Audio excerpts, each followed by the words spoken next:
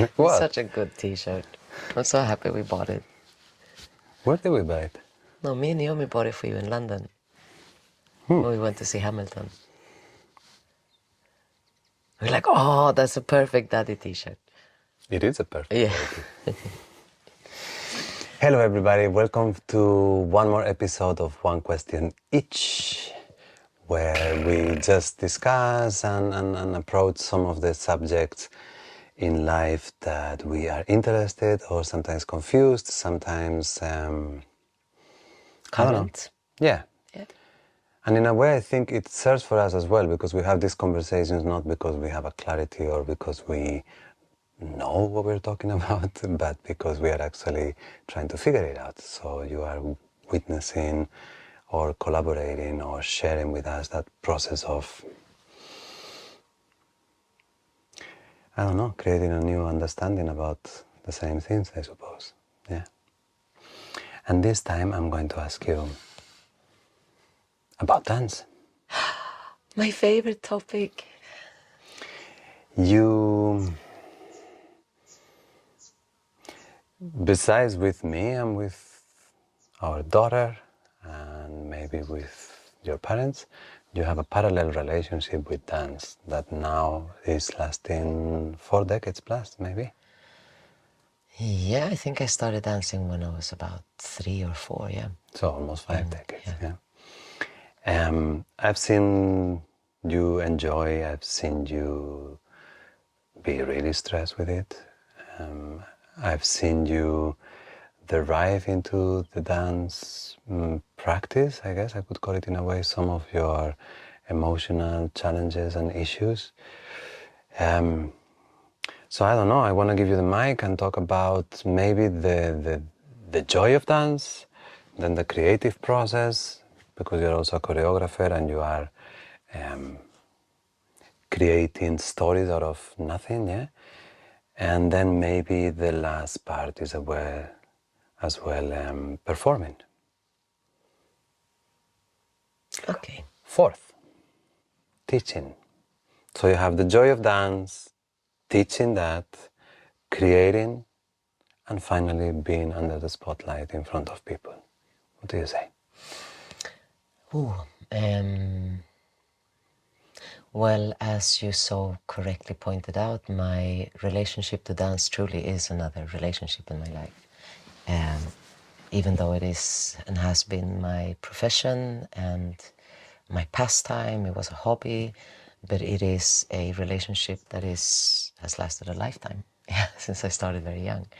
So the interesting thing to have a relationship to something that is so immediately available is that it grows with you, and you see how it grows and you see how you grow through it, through your shifting perspective, and that takes into account all these 4 elements that you were asking me about.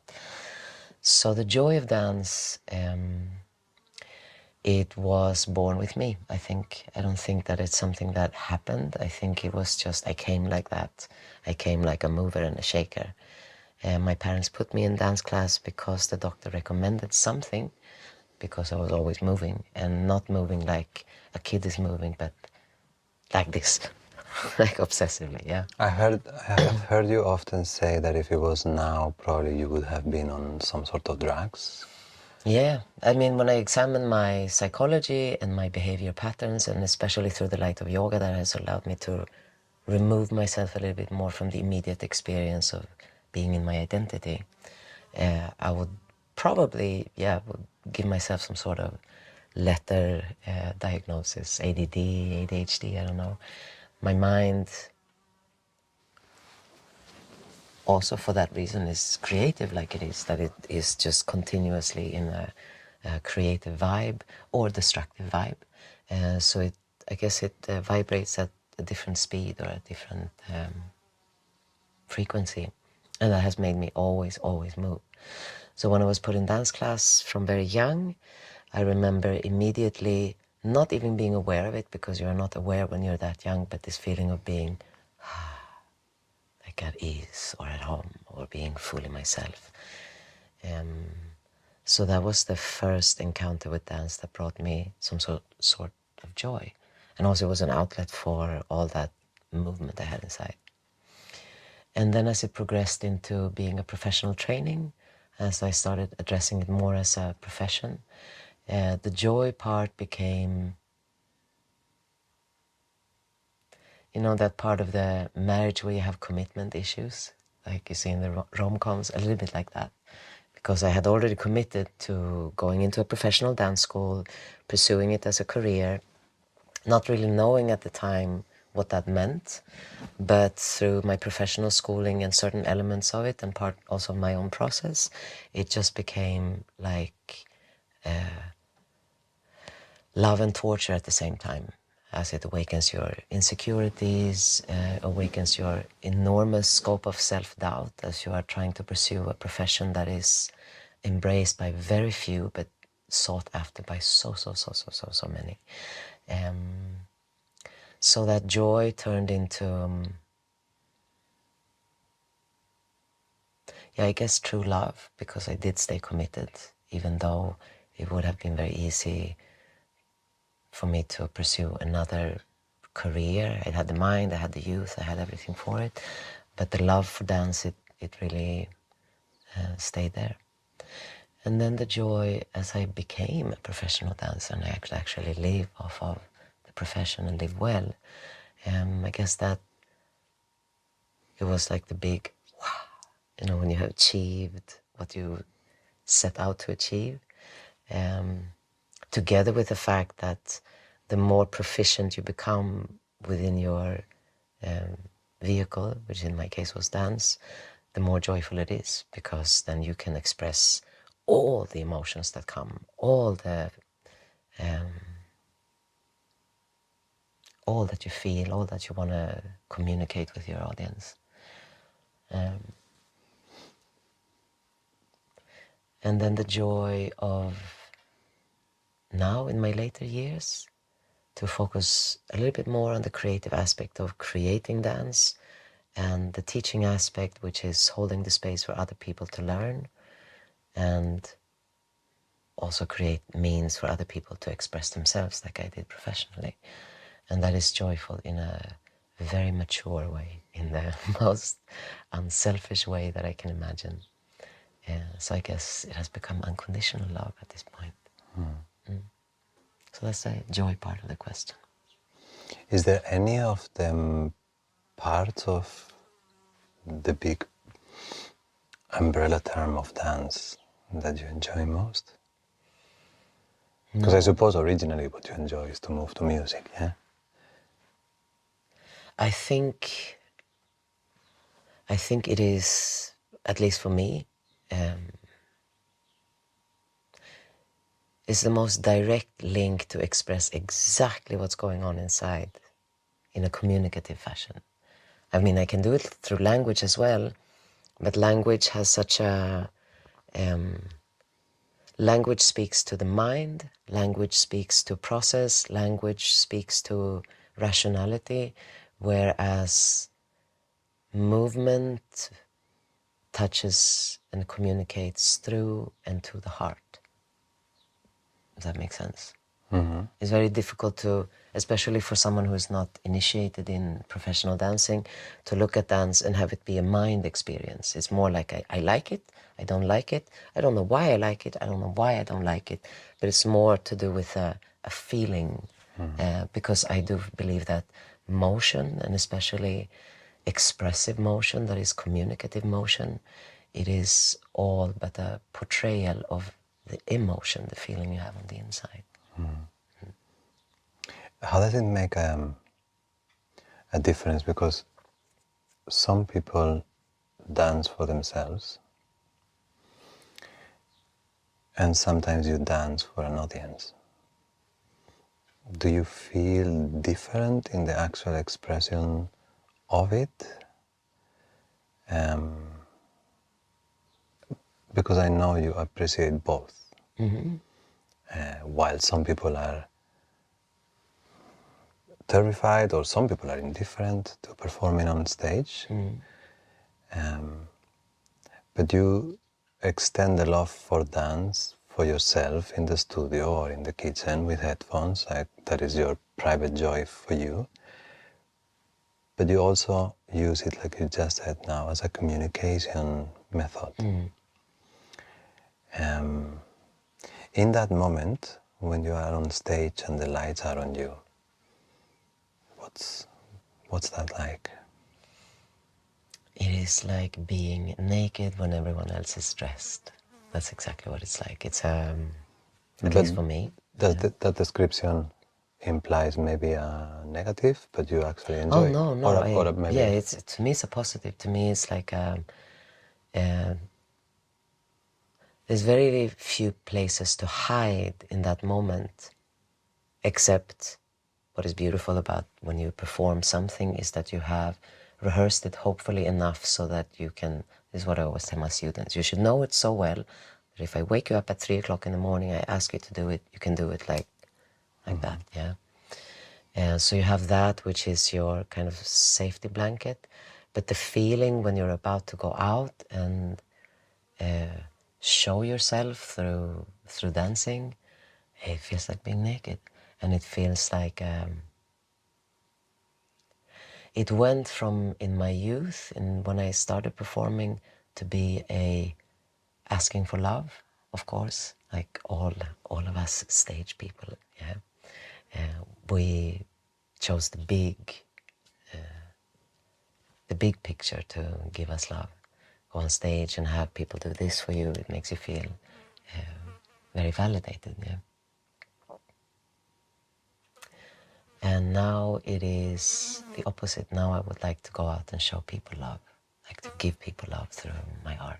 And that has completely changed. So when I create now, my creations have nothing to do with look at me or look what I'm doing, look how good this is. It's more to do with like, how can I communicate something that I feel is important to the human being, to that person that you are deep on the inside?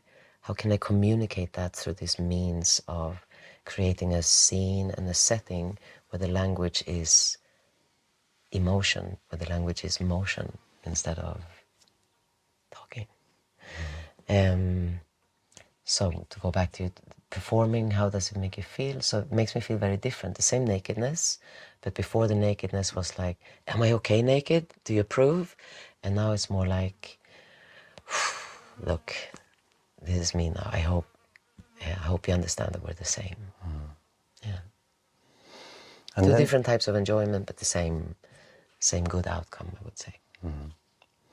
and if I see dance as a practice, which as well is for you a practice, Oh yeah, for there's sure. the training, Yeah. there is the rehearsing, there is the keeping the body in shape, yeah?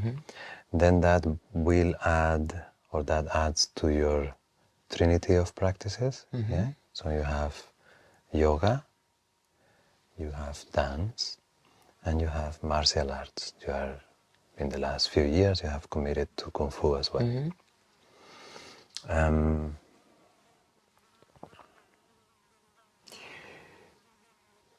They all seem to have different spaces in your life. I guess from the perspective of an external viewer, we would be happy with one practice, yeah, one physical mind-body practice. You have three. And because they all are demanding from you quite a challenging performing level, you are increasingly practicing more each one of them. You come from rehearsal, your body is tired, so you have to do yoga. Or you come from Kung Fu, your body is bruised, and you have to do yoga.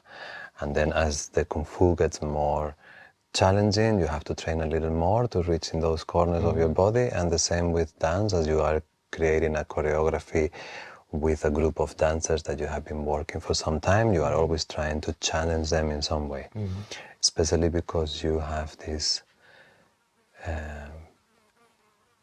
love to challenge. You really love to build a mountain, to look at it, to think, oof. How do I climb this Yes. mountain?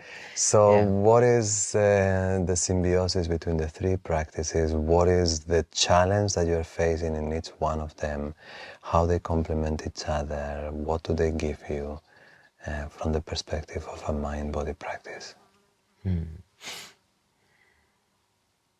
Well, first of all, for me, once again, because of the mental structure that I have on the inside, is very useful for me to have three very compartmentalized things. Yeah, organization in any way, it just helps my brain.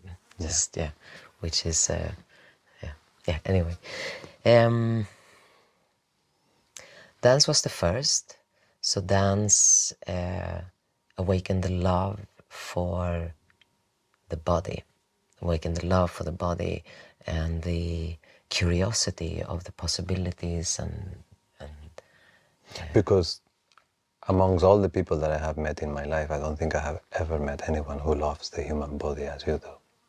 Like you really love your body. I do love my body because I'm not saying your body, the way it looks, like all no. that, but you love the ability to be in the body, to move the body, to heal the body, to talk about the body, to align the body. You love the body. Well, it's what you've been given as the tool for you to understand life. Like yoga has totally contextualized what it means to have a body for me. Like in the early years in dancing, all I cared about was my shortcomings. Just how short my legs were, how fat I was, how wrong I looked, like all of it was just like a fight, yeah?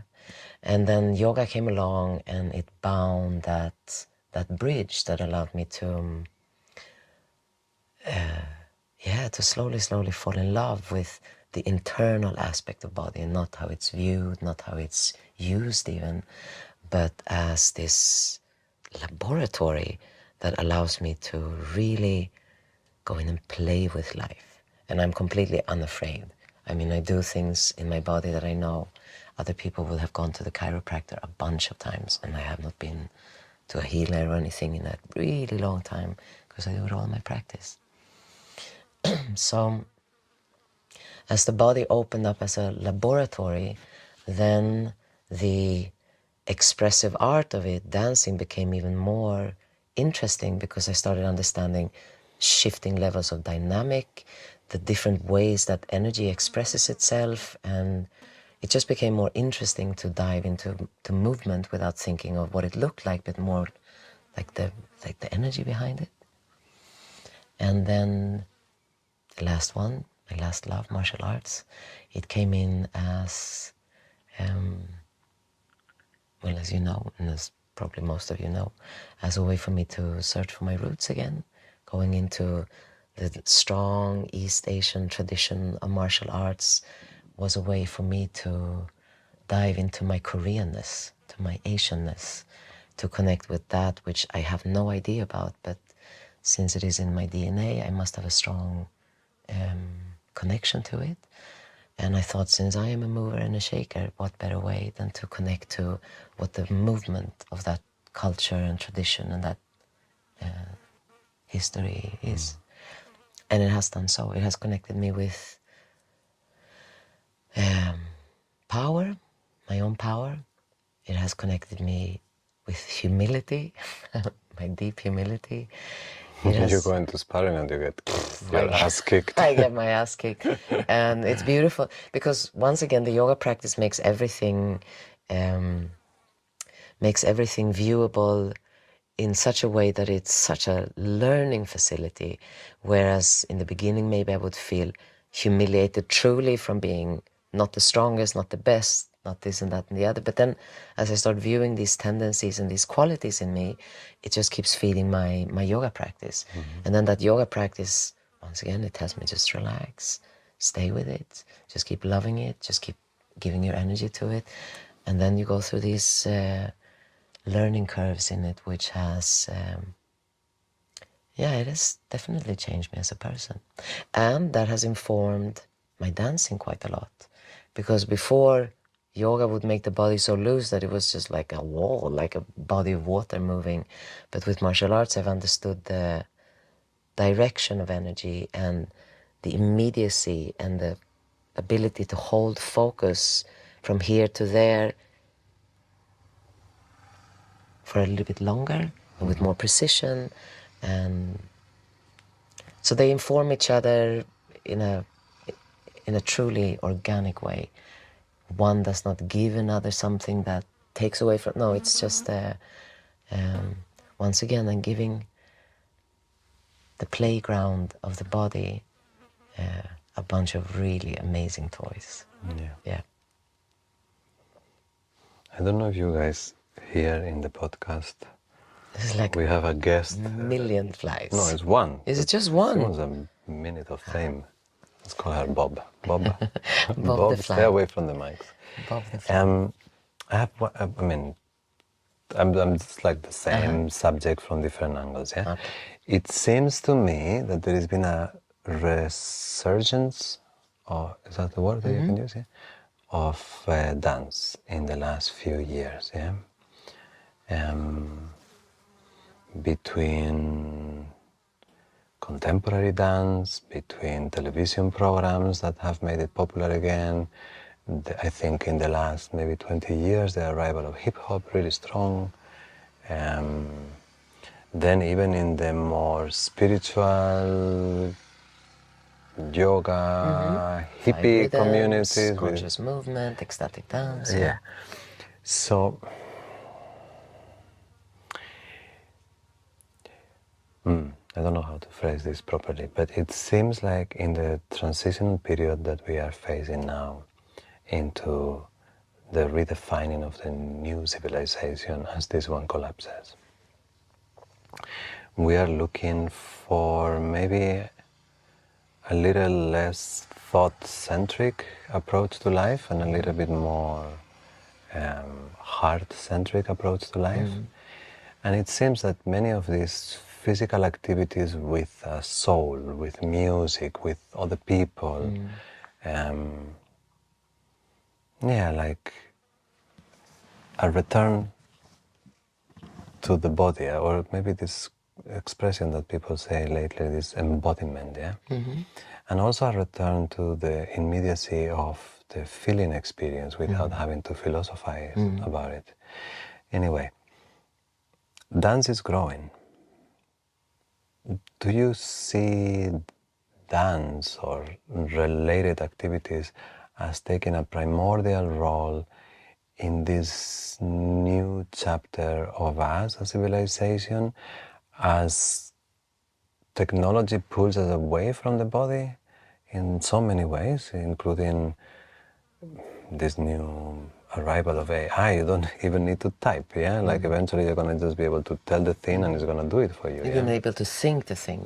Yeah. Yeah. So I guess these embodiment practices, from yoga to dance, martial arts, even being in nature, trekking, surfing,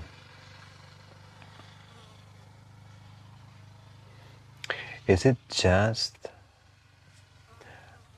an expression of joy at the end?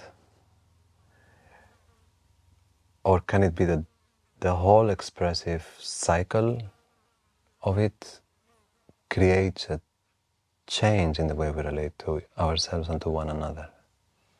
For sure. I think, all right. Yeah, tell me. I guess my point is, like, if you work in an office in the city and you put 40 hours inside a building with artificial light and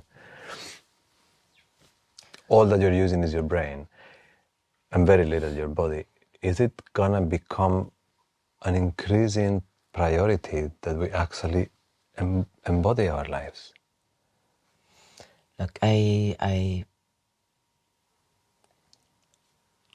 bring it a little bit back. So let's bring it back to what I always tell my yoga students. I bring back to my yoga teaching.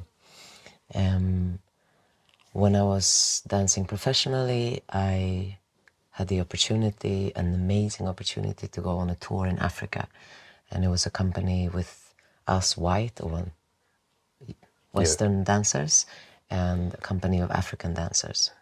You are neither white nor Western, No. but yes. Yeah. Well, inside I am pretty Yes, Western, yeah. I know what you mean. Yeah. And we went down there, and some of the dancers, they were of bigger age. And then, of course, as we are touring in Africa, we meet the community because it's very warm down there. And everyone was dancing. Everyone was dancing.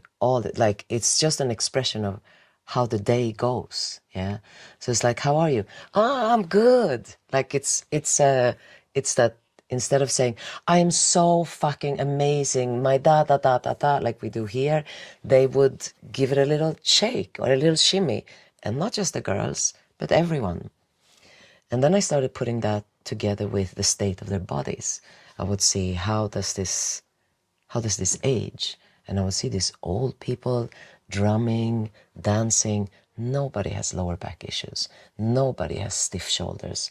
And That sounds so beautiful. Yeah. Just like visualize yes, it. so at that time, in my ignorance, I think, it's because their bodies are just better. Yeah, it's like the African race, their bodies are better. And now, of course, I understand that is because if you want to be alive and you understand intrinsically that life is motion, life is movement, nothing else, then how you think you're going to thrive in life if you stop the movement?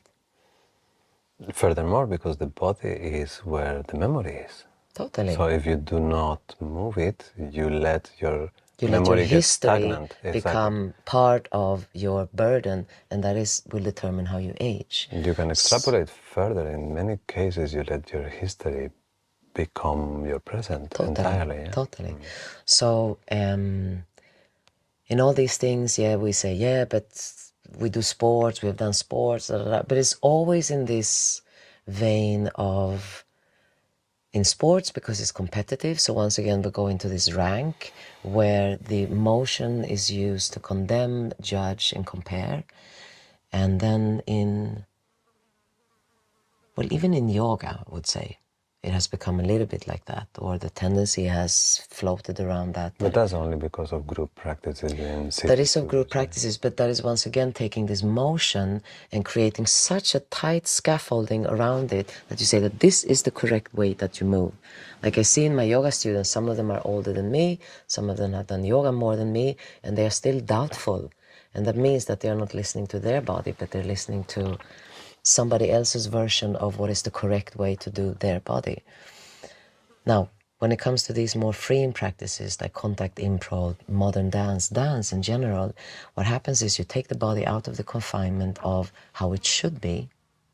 Well, when it comes to ballet and like formal professional training, that's a whole nother animal. But if you talk about dance in general, and you just say, just express what you're feeling. That creates a freedom in the body, and that creates a link, an immediate link between emotion and motion. And that alignment, when it is dressed by something as joyful as music, or as partnering with somebody, or as, I don't know, being in nature and having a duet with a tree, I don't know, whatever floats your boat, that what I would say is the most wholesome way to heal your body through movement, through motion. Because it is without rigor, it is without judgment. There's no particular wrong or right there. I think adding the element of joy is very powerful. Adding the element of joy is everything. Sometimes we have the input of how to relate to your body and how to train from the gym people.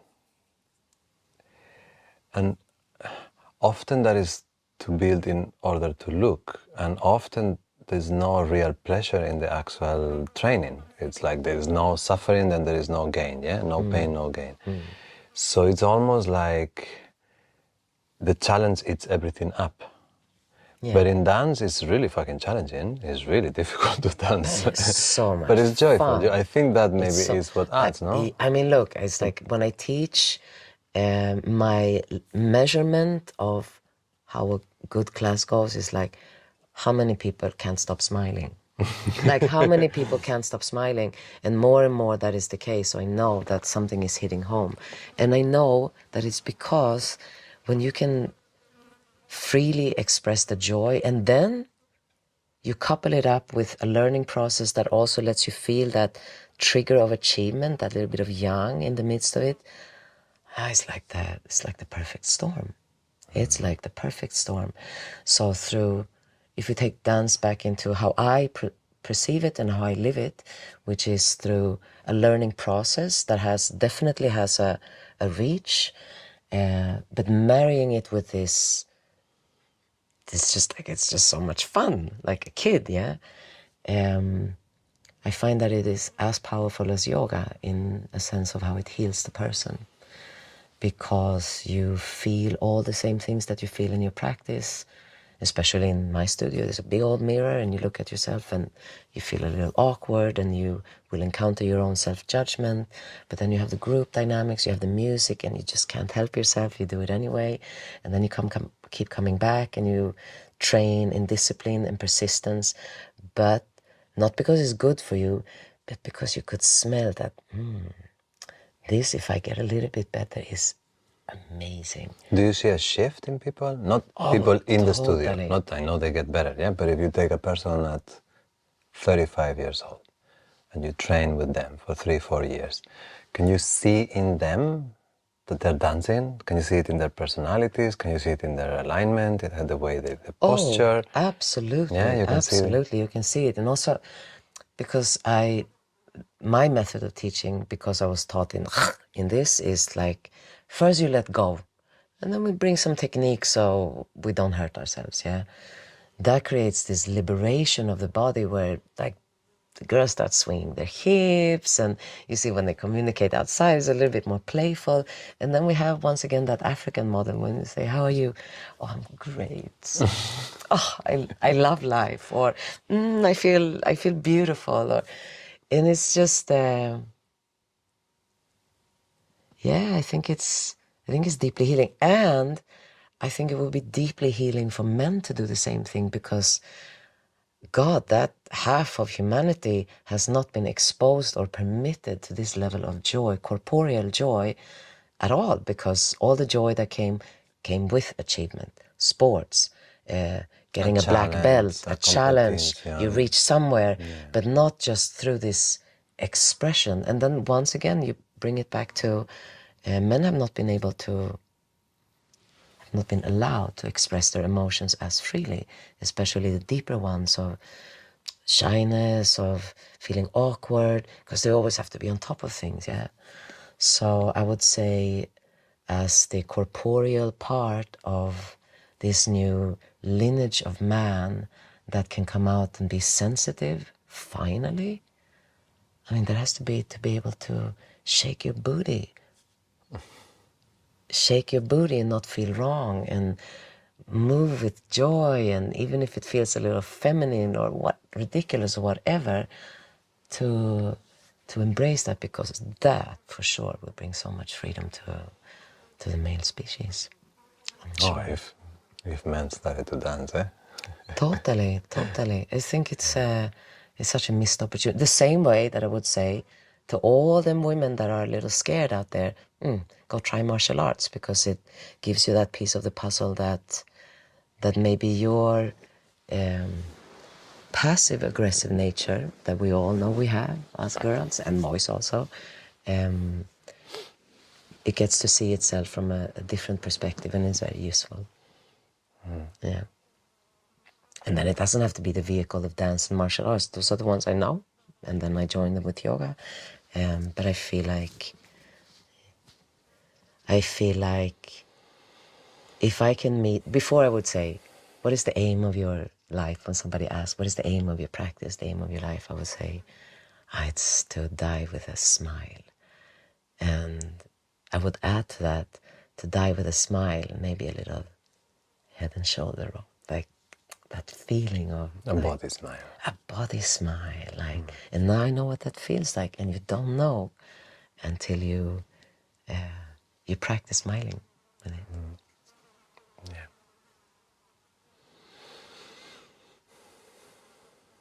Anything else? Do you see yourself dancing when you are 70? Mm-hmm. I think so. Yeah. Probably more. I don't know.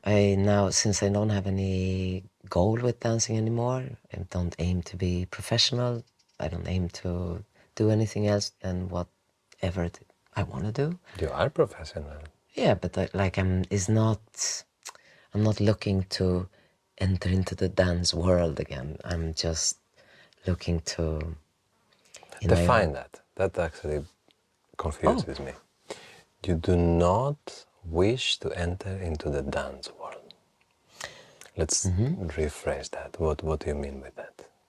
the dance world, and maybe for the person that has not been in the professional dance circle, it is We just gave a whole explanation of how amazing it is, and now you said the dance world as if it was I'm talking about the professional dance world, where there's still a lot of emphasis on achievement, because that is how the money is made. Nothing wrong in that, yeah, but that means that it is, because achievement is there at the base, it's an hierarchy, exactly the same thing as it is in society. So there are those that make it, those that don't make it, those that are knocking on the door, that are trying to get in, and around that there's a tension and a misunderstanding, I would say, of So you take something joyful and you turn it into a competition, survival of the fittest. yeah, but kind of also I thing. would say that it is by its very nature set up in that way, because now I know this is very different in different parts of the world, but when art is being sponsored by government, by institution, then there is a need for you to beg for the money, and the way that you beg for the money is to say something that feels so pleasing to that person's ear that they will give you the money. So you become the lobbyist of a politician. An artist lobbyist of a politician. Yeah. And then with all that entails, and that is a skillful art all in itself, but it is nothing that I feel at all interested in. Now, what I would be interested in is like more the American model. Is like, how do I do something kind of like that, like a dance company, like a troupe that is completely self-sustaining because people just want to see it, without the theater, without this, without that. And that is my current project. Well, in a way, you can think of the model of the co-ops, like a cooperative where the members support the structure. Maybe that's a future for dance. I don't know. I think it's more like dance is part of dance as a means to make your living, or part of your living, is part of what the court jester had to do in the olden days, which is you fucking entertain the king, because he's the one that has the means to keep you there. Yeah.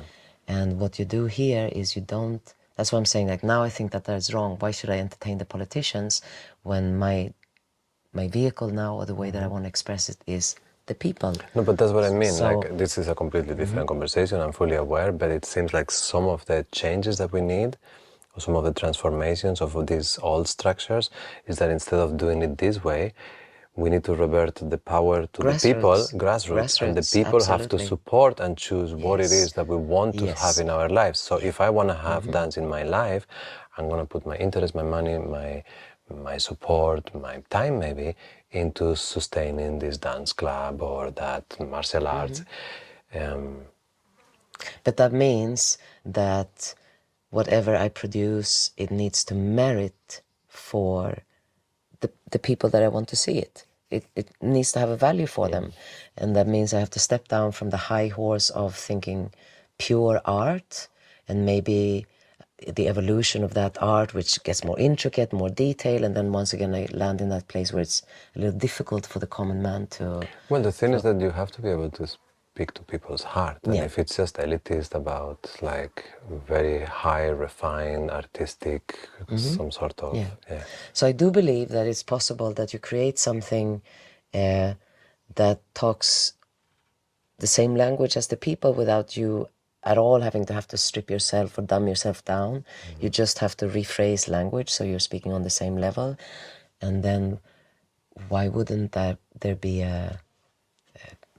I mean, it should totally pay for itself. So it will. It will. I have plenty of ideas. So that feels exciting also for the future. It's not just dancing as a profession, but dancing as a profession in a sustainable community manner, I suppose. Yeah, because everything that needs to be rethought, if there is joy for the actual art. Yeah, like imagine if, I don't know, football would not be such a multi-million dollar industry, still kids like to play football. Yes. I don't know. And still they will come to see their favorite team. I suppose Yeah, so, yeah. yeah. Good. It's beautiful.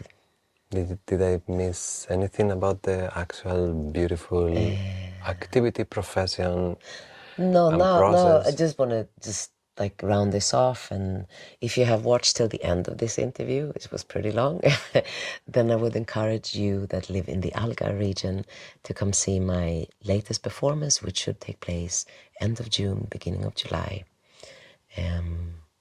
Another heart project where I am dedicating this performance to the students that I have had these years in the Algarve, and creating a performance with them, for them, and dedicated to them. It's called An Ode to the Art of Dance.